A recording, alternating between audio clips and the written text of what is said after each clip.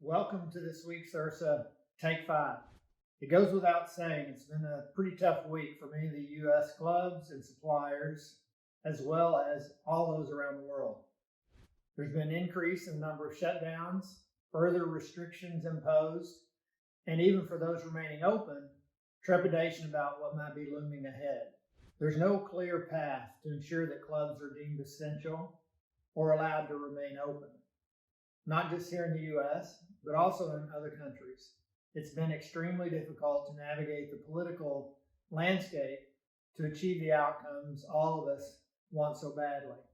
Quite simply, what may work in one country or state or county may not work at all in the next.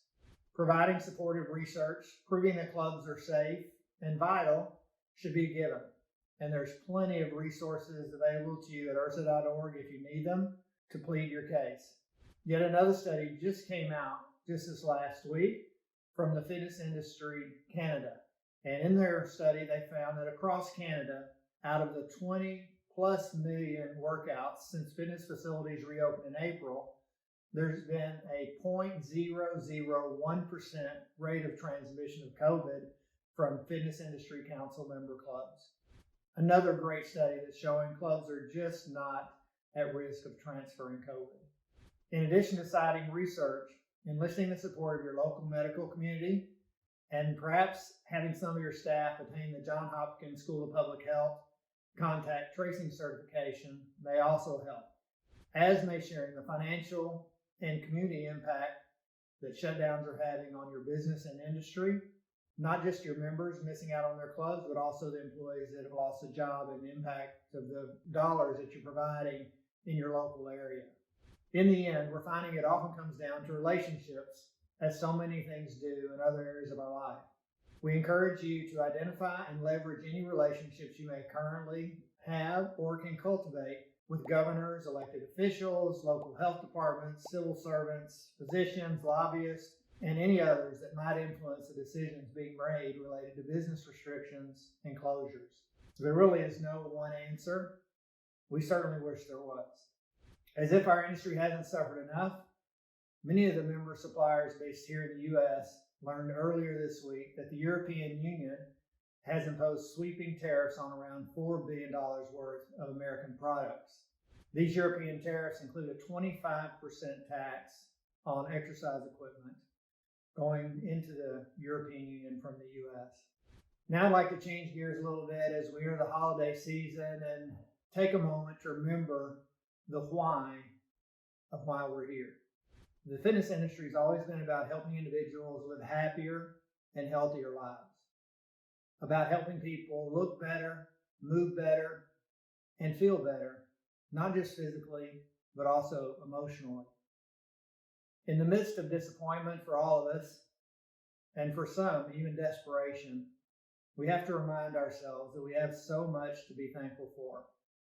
So, from all of us here at IHRSA, we wanted to take a minute and share a few things that we're grateful for, and hopefully bring a little perspective and happiness to your outlook. First of all, our board of directors who are working tirelessly really to support and guide our industry and the association through these really difficult and trying times. They're putting in a lot of hours on your behalf.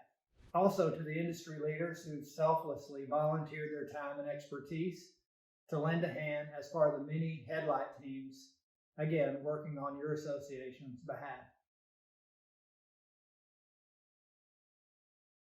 The tremendous support and unmatched collaboration we're seeing and feeling actually from our member clubs, member suppliers, and industry partners all around the world.